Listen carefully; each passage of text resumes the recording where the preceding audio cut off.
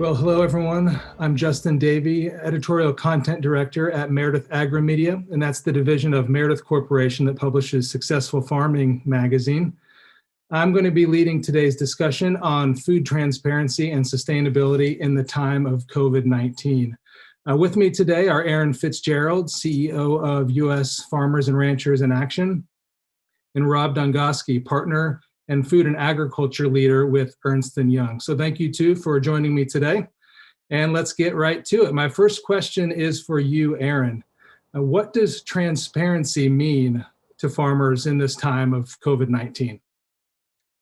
Yeah, I think, everything was transparency is like everything was blown wide open during COVID. And I think the first thing when I think about transparency was just the need to have unprecedented collaboration. We saw immediately when supply chain leaders are making decisions that had a far-reaching impact into our farming community, and also issues that farmers were being faced with also affected issues within supply chain. And really to start being able to have a place where people can collaborate and be able to see in real time where some of those impacts were happening. We tended to always talk about our food and ag sector, but we don't really necessarily always work together. And so that was a big thing, to systemically see the issues. And then often we don't think of our hunger channel as being a critical aspect in that food supply chain. So as things were being the need to have an agile redistribution of food, we saw our partners in Feeding America did a heroic job. Claire won as top 100 Forbes Leaders of the Year. She definitely deserves that at Feeding America this year. But really the need for innovation from our farms and our processing plants to really redirect and get food to Feeding America. Systemically, I would say transparency is more of a mindset shift, that we are in a value chain and we have to work together as value chain leaders. And I think we're going to see that happen, not just COVID. I think and we'll talk a little bit about, to me, COVID was a fire drill. We've been saying we're going to have extreme and episodic shocks and events to our food sector. And I think we heroically, everyone in the food sector stepped up. The food system bent, but didn't break. We have a lot of committed individuals that made certain that didn't happen, but there are a lot of lessons learned as we start planning for the future. Right. So Rob, I'm thinking, the pandemic has obviously been devastating, but have there been any synergies or innovations in this time that have helped move the sustainability issue forward?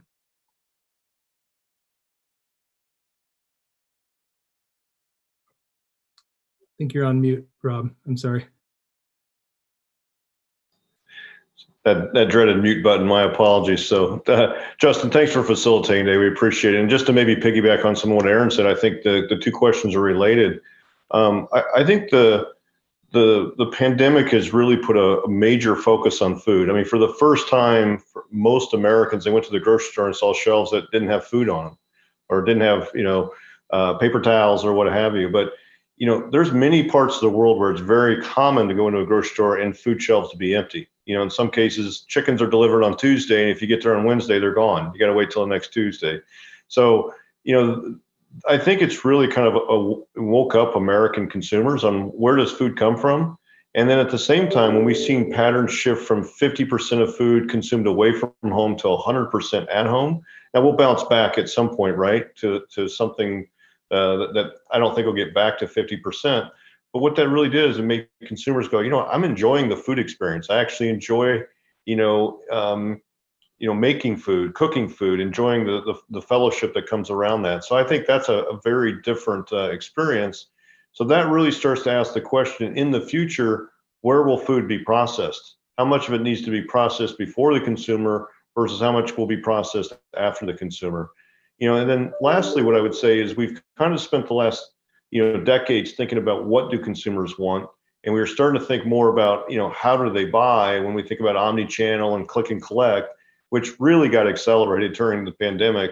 But now from a sustainability standpoint, the big question is, why do consumers buy? Why would they pick one brand over another or one provider over another? I think that part of the equation is more important now than it's ever been. So the innovation curves are, we're jumping S curves again, and I think pick your S curve, pretty carefully at this stage is what I'm seeing.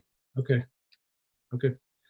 Switching gears a little bit, Erin, I've heard you say before that agriculture is where green happens.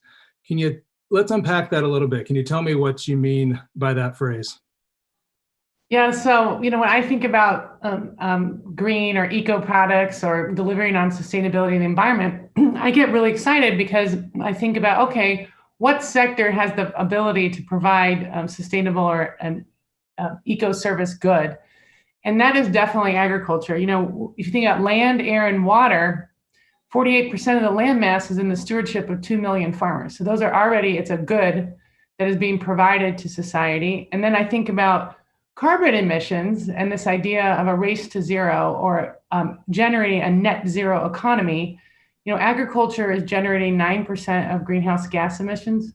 And that's what we're losing due to the inability to capture that. But we're already capturing about 100 times more carbon than's currently emitted in the air. So what's cool to think about that is that agriculture is actually acting as if you call it a carbon bank or an environmental savings bank on behalf of the United States. Now, the next question would be, okay, if we imagine the future and we need a sector to mobilize on climate change, where would that innovative green products come from? This sector's already reduced their carbon footprint. The sector's on an innovation continuum in the next decade to likely have their carbon footprint. And the real fun becomes that we are now able to sequester carbon through innovation technologies. If we accelerate it, then we could be minus 4% carbon. Some scientists would even estimate more. So that tells me that this sector, there's an innovation mindset and mandate that could happen that we could deliver and be a solution. In that innovation curve, that would mean that this sector, we don't have to wait for Elon Musk high capex improvements and solar, infrastructure across the country, that we can do it in ag and then help the rest of the economy get to that net zero mandate. The other thing that it doesn't factor in is that when I think about green products, we all have a water bottle that we try to recycle, but we can also displace flat out through innovation, through creating green products or bio-derived products. We've seen that with ethanol. We've seen that with bio-derived products from biodiesel. We're even seeing green pavement now emerge. So there's a whole bunch of innovation that allows that will allow the sector not only to deliver carbon and environmental benefits on our farms, but also generate a green economy through the products that we deliver. So to follow up with on that, this is a question for both of you, but maybe Erin, I'll start with you. It's because I know USFRA is spreading a message of agriculture's role in maybe moving toward climate neutrality, carbon neutrality. What are consumers demanding from farmers and consumers right now? I don't know if you have a response to begin with, Erin, and then Rob can add on. Yeah, I think consumers, are really looking for not just what they buy. Obviously, taste still trumps, but they want to know where their food comes from. Rob can talk a lot about this. During COVID, everyone was taking digital photos of their food. That's all we had, right? To take photos of and take solace in.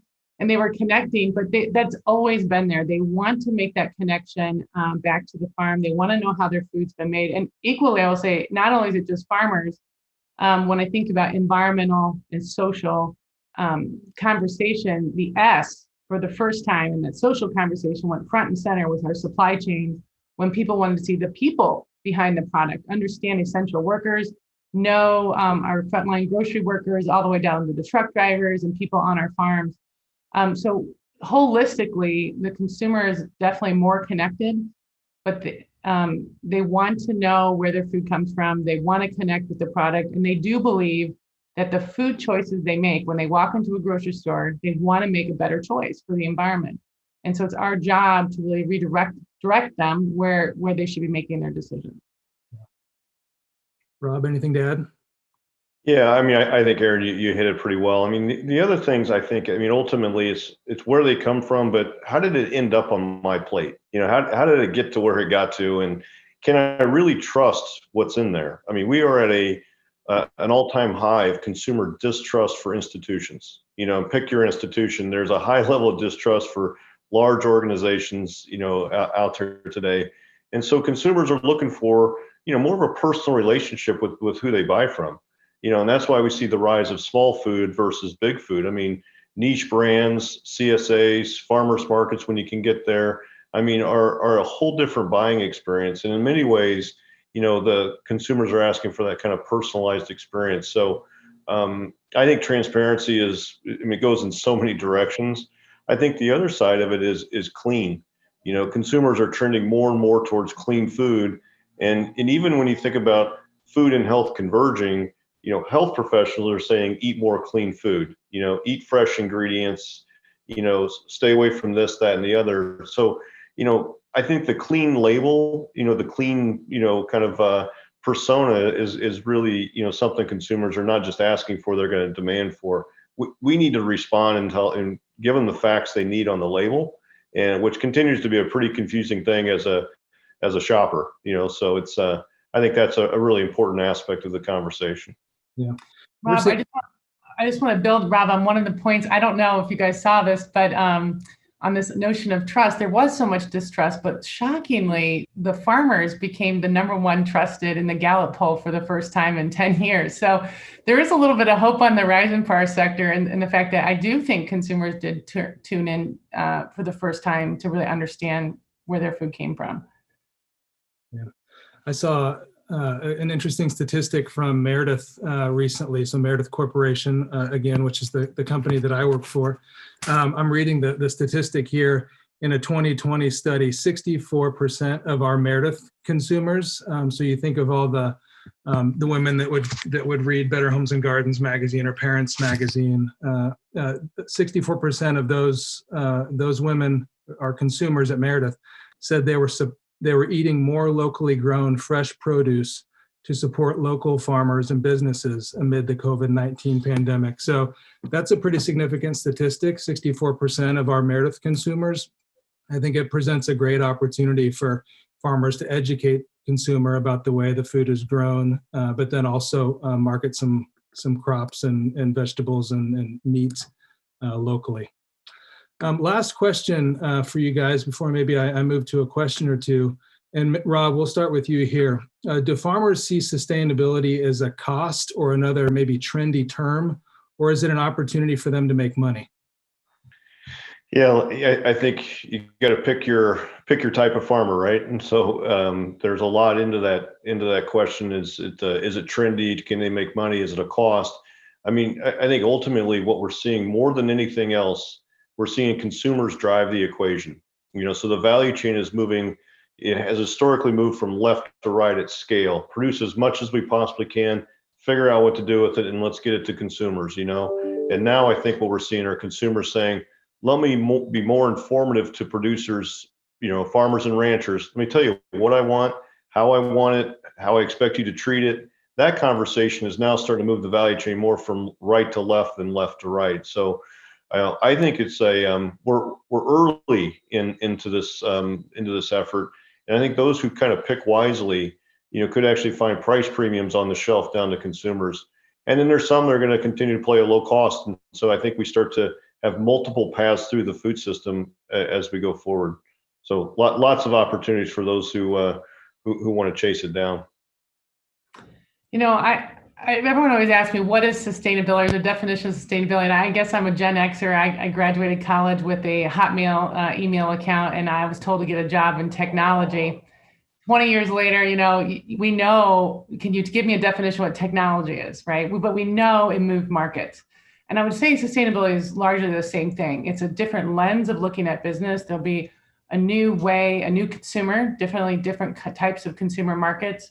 There's different innovations, whole sectors that are being built around this right now. And then, of course, new product innovation, as I think about, again, green products being derived from our farms, and then also the ecosystem service. Nobody would even know that a farmer could be paid for carbon or paid for water or nitrogen management.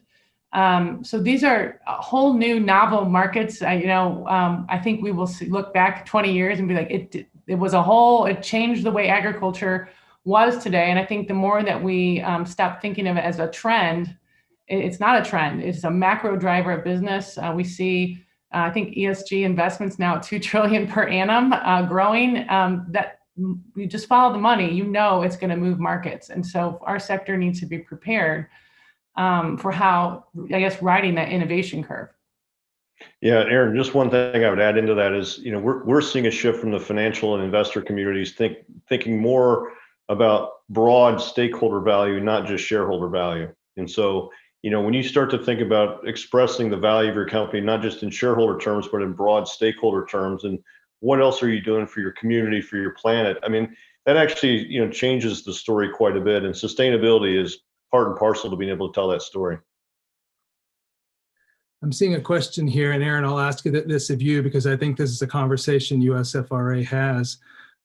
Seems like a big opportunity specifically in cattle ranching, which has a host of self-admitted issues with poor soil health due to overgrazing and poor understanding of how to maintain healthy soils. Combine that with the possibility of capturing methane from cattle manure if we create the right incentives. What are your thoughts on that? Well, you guys know my background obviously was in dairy. So I feel like the cow in general has been a little largely misunderstood. In general, we look at the cow and the belching that comes from enteric emissions. And just to put it in context, there were buffalo that roamed the United States plains. So that biogenic carbon has not changed, and the amount of animals have actually decreased. But the cow, I guess we spoke about dairy herself, provides a different function. So it's able to upcycle human inedible foods, right? And it's typically grown, we're talking about beef, on rangelands. To what degree that those rangelands could have been doing something else to grow, it's doing a productive use. I always say what goes together grows together.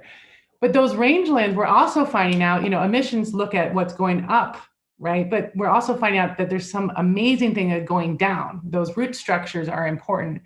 And agree that there has been some, overgrazing. We're now learning a lot about grazing. We never really understood that root structure and ecosystem. So that has the potential to sequester carbon.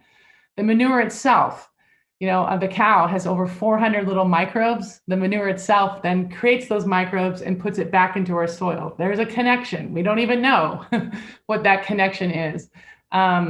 It offsets nitrogen and phosphorus. And then, of course, the cow does also provide green-based products. So if you think about that cow, it's not just providing milk and meat. Many of our bio-based glues and other products, I'm wearing cow lipstick, you could say even today, that is derived from the animal products. We want to have bio-based products. We would prefer that we have products coming from nature rather than petrol-based products. So it's something to think about, that we haven't thought about all the different cycles or attributes that cow is providing. And so it's more than just the meat. It's more than just that petri dish that we kind of hear about a lot. There's a lot of other things that are going on in that livestock and crop integrated system. Yeah. Certainly a lot goes into that response, Erin. So thanks for breaking it down for us. Oh, cows. So that's our time today, guys. So thank you to Erin and Rob for joining us today, and we will pass it on to the next panel. Thank you very much.